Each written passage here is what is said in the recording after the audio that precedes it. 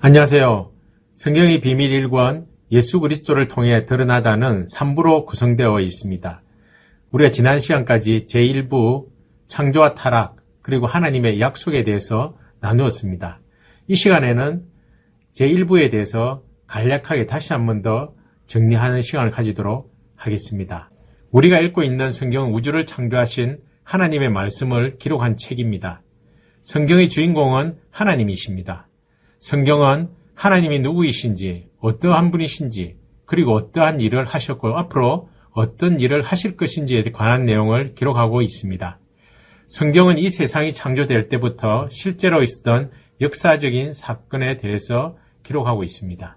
성경은 여러 다른 문화적 배경과 서로 다른 시대에 살았던 40여 명의 다양한 직업을 가진 사람들에 의해 1600년에 걸쳐 기록되었지만 마치 한 사람이 쓴 것과 같은 통일성을 가지고 있습니다.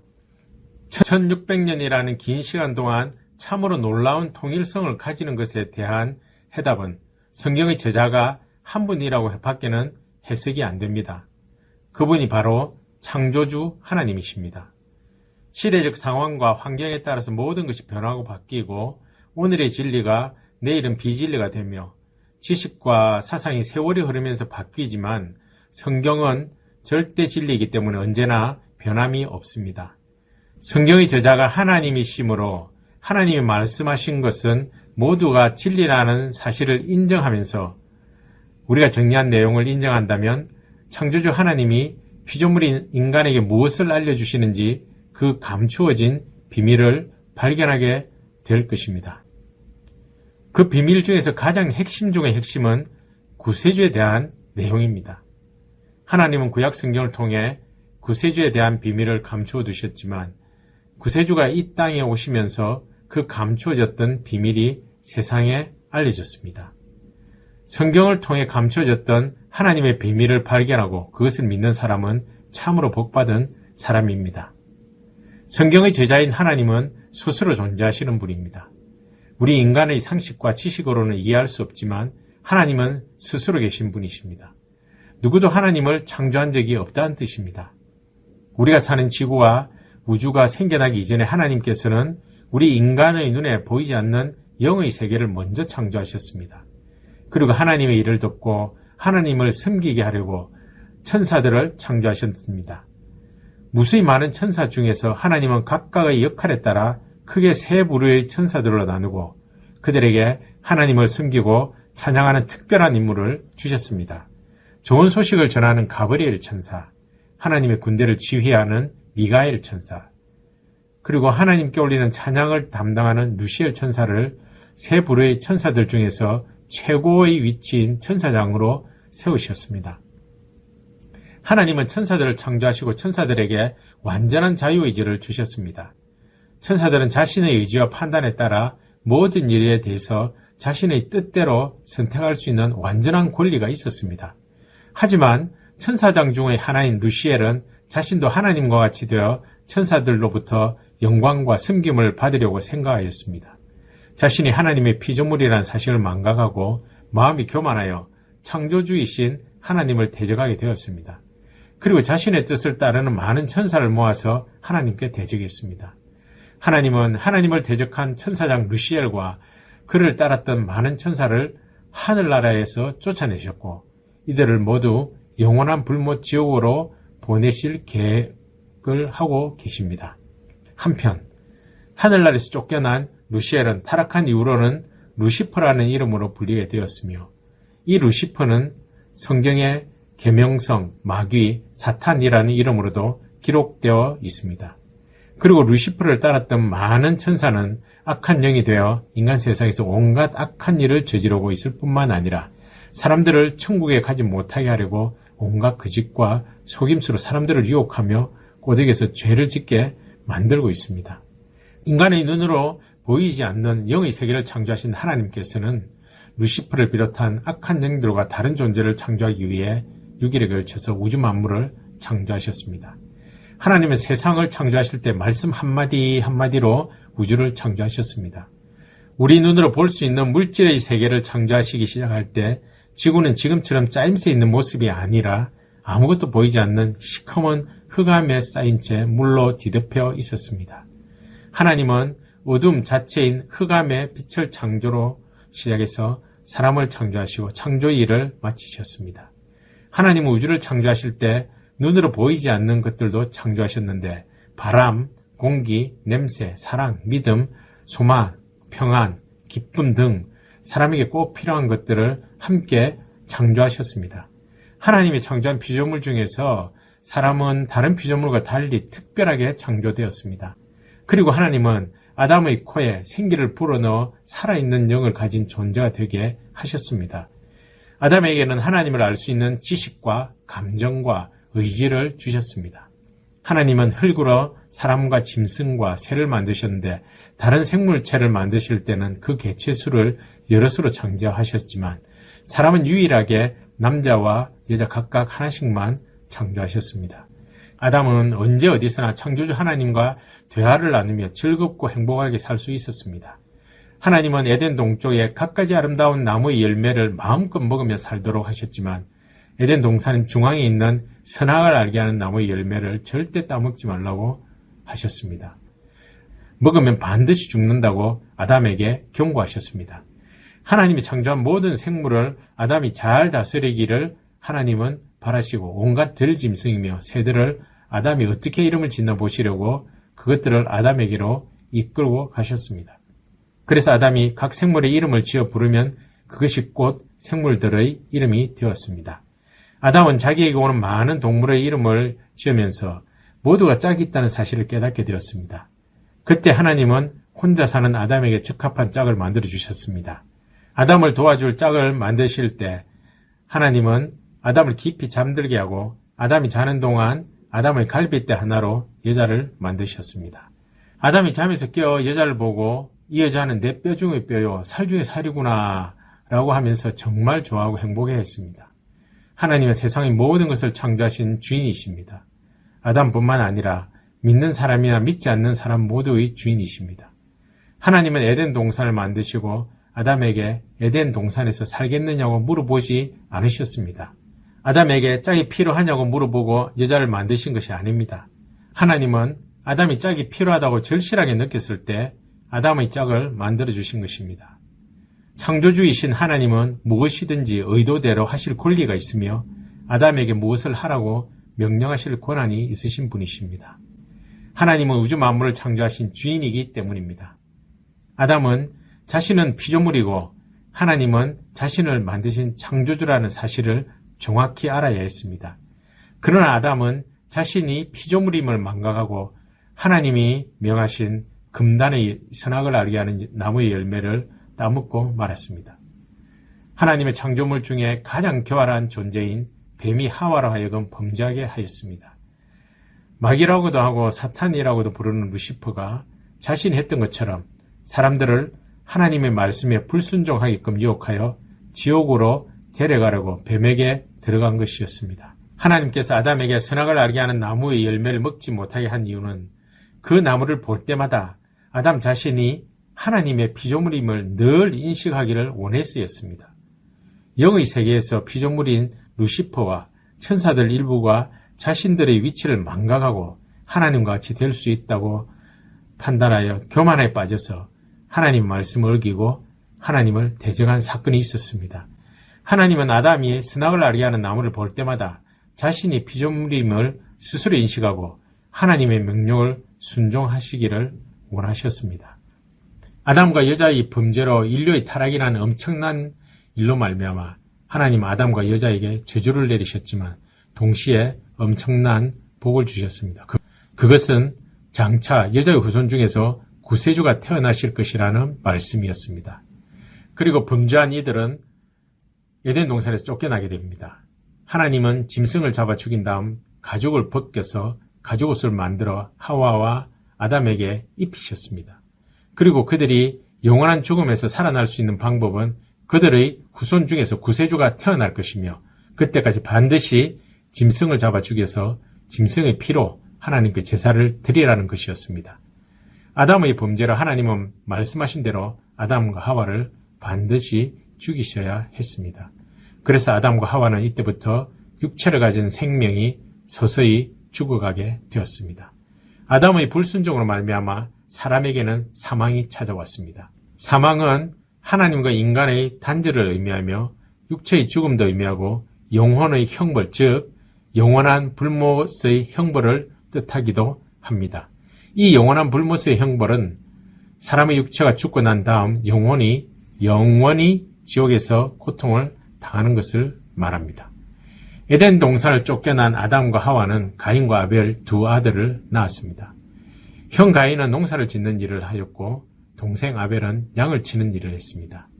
그리고 죄로 말미암은 형벌로부터 구원을 받으려면 하나님께 피의 제사를 드려야 한다는 것을 두 아들에게 아담과 하와는 잘 가르쳤습니다.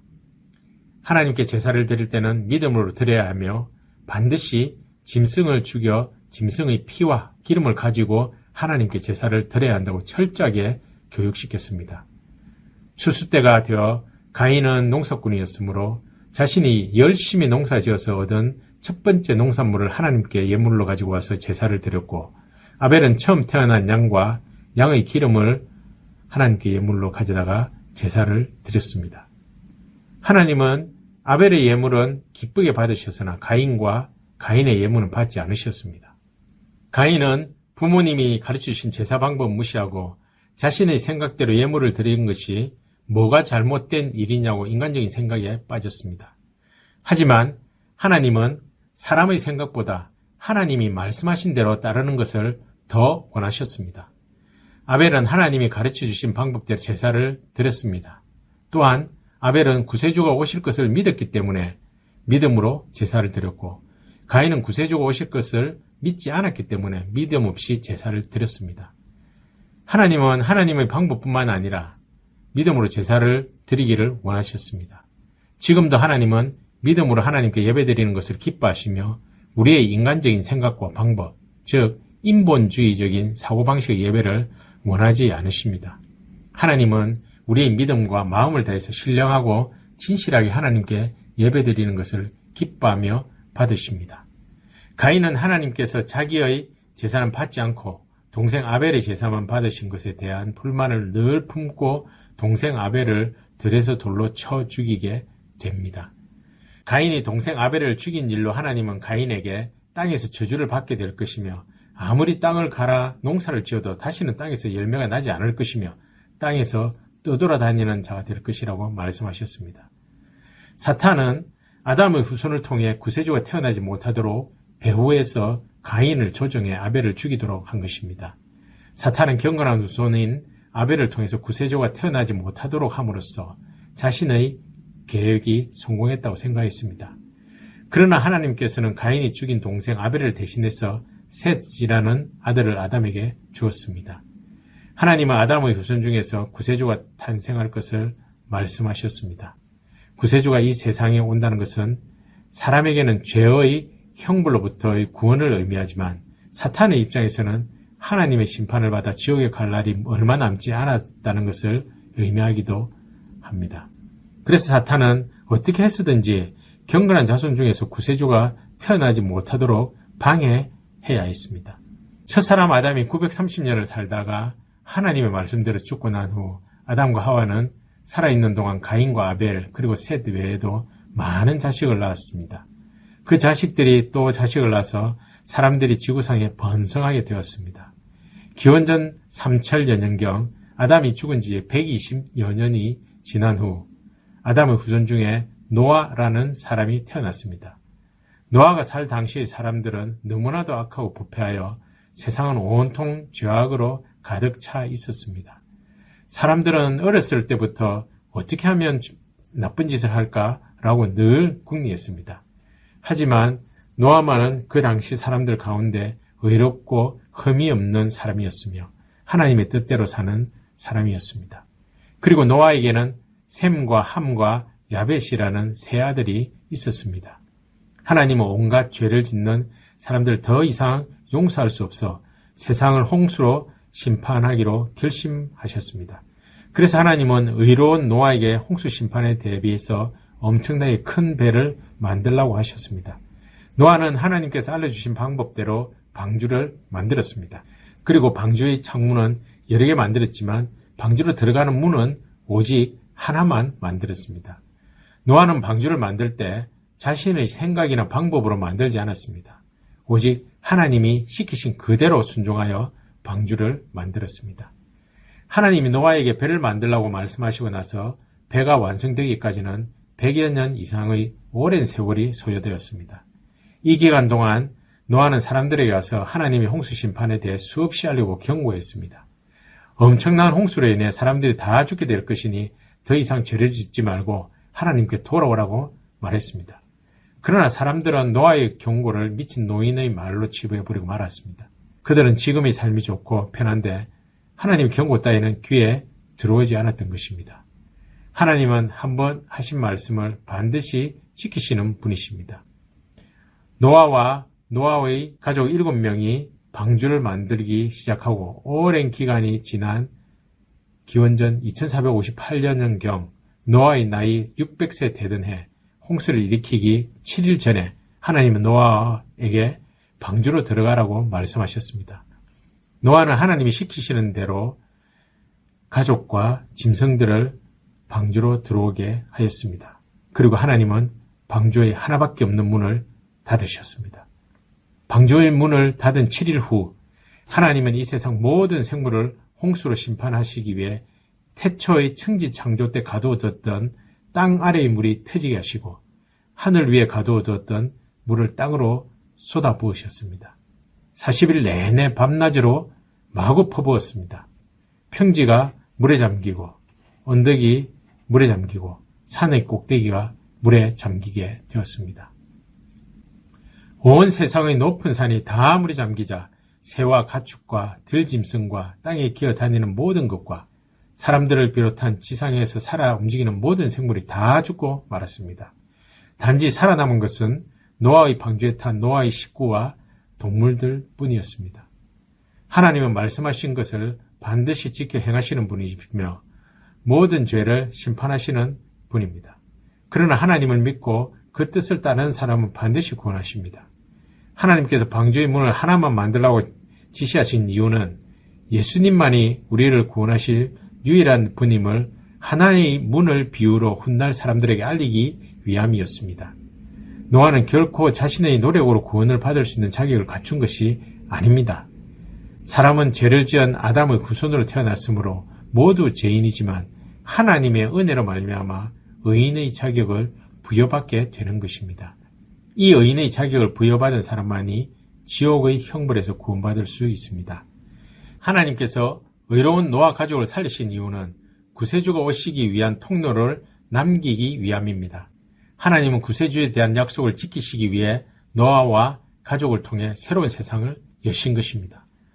비가 그치고 물이 빠지자 방주는 드디어 아라랏산에 멈춰 섰습니다. 그리고 노아는 방주에서 나오자마자 구원해 주신 하나님께 감사의 제사를 드렸습니다.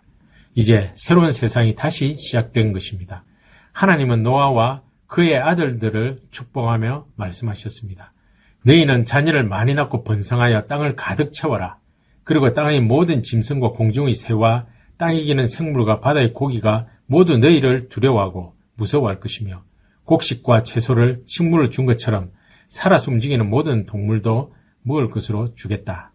하나님은 태초에 아담에게 복을 주시며 말씀하신 것과 동일하게 노아에게도 자녀를 많이 낳고 온 세상에 번성하라는 복을 주시며 말씀하셨습니다. 그리고 하나님은 홍수로 다시는 심판하지 않겠다는 약속의 증거로 무지개를 보여주셨습니다. 이후로는 사람들이 무지개를 볼 때마다 하나님께서 다시는 홍수로 심판하지 않겠구나라고 생각하며 홍수에서 구원해 주셨음을 감사하고 하나님을 두려운 마음으로 섬겼습니다. 노아는 무지개의 약속처럼 언젠가는 후손 중에서 구세주를 보내주신다는 하나님의 약속을 믿었습니다. 대홍수의 사건을 경험하지 않은 사람들은 무지개를 볼 때마다 하나님의 약속을 기억하고 하나님의 말씀대로 경건하게 살려고 노력해야 했습니다. 그러나 세월이 지나면서 사람들은 구세주에 대한 약속을 믿지 않고 자신들이 스스로 구원을 할 수 있다는 교만에 빠져들기 시작했습니다. 인류는 노아의 세 아들인 셈과 함과 야벳과 부인과 3명의 며느리를 통해 다시 시작되었습니다. 하나님은 세상을 창조하셨지만 사람들이 악을 행하고 뉘우치지 않자 세상의 생명체뿐만 아니라 모든 만물을 아까워하지 않으시고 모두 멸망시키셨습니다. 노아의 때와 같이 앞으로 이 세상 역시 종말을 맞게 될 것입니다. 그때가 언제인지는 아무도 모르지만 반드시 세상은 엄청난 재앙을 맞이하게 될 것입니다. 대홍수 이후에도 모든 인류는 하나의 민족으로 동일한 언어를 사용하였습니다. 하나님은 노아에게 후손을 많이 낳아 온 세상에 퍼져서 살라고 하셨습니다. 홍수가 난 이후 수백 년이 지나면서 인류는 다시 많은 인구로 번성하게 되었습니다. 그러나 사람들은 온 세상 구석구석에 퍼져서 살라고 하신 하나님의 말씀을 어기고 동쪽으로 이동하다가 바빌로니아에 있는 시날 평지에 이르러 도시를 건축하고 한 곳에 모여 정착하게 되었습니다. 그리고 그들은 그곳에 엄청나게 높은 탑을 쌓기로 했습니다. 그들은 성을 건축하고 하늘에 닿을 정도로 높은 탑을 쌓아 자신들의 이름을 후세에 떨치고 사방으로 흩어지지 말고 모여서 살자고 하였습니다. 그리고 그들은 상상을 초월한 거대한 탑을 쌓았습니다. 이것을 보신 하나님은 사람들의 교만한 마음을 그냥 둘 수가 없어 언어를 흩으시고 서로 알아듣지 못하게 만드셨습니다. 이전까지는 사람들이 하나의 언어를 사용해서 의사를 소통했으나 이제부터는 언어가 혼잡하게 되어 다시는 서로 대화를 할 수 없게 되었습니다. 결국 그들은 더 이상 탑을 쌓는 일을 할 수가 없었으며 자신과 동일한 언어를 사용하는 사람들과 함께 무리를 이루어 사방으로 뿔뿔이 흩어져 세상의 여러 지형으로 이동하게 되었습니다. 그렇게 오랜 세월에 걸쳐 사람들은 육로 또는 해로를 통해 세계 각지로 이주하게 되었습니다. 사람들은 함께 모여 사는 것이 좋을 것이라고 생각했지만 하나님의 뜻은 사람들이 온 세상에 퍼져 번성하는 것이었습니다. 결국 사람의 생각이 하나님의 생각과 다를 때 하나님은 그 생각들을 흩으시고 하나님의 생각대로 이루어가심을 알 수 있습니다. 지금도 마찬가지로 우리의 생각대로 옳은 대로 사는 것이 아니라 성경에 기록한 하나님께서 말씀하신 그대로 살아가는 것을 하나님은 더 원하십니다. 다음 이 시간엔 제2부 약속의 성취를 위해 선택받은 아브라함과 그 후손들에 대한 내용을 가지고 나누도록 하겠습니다.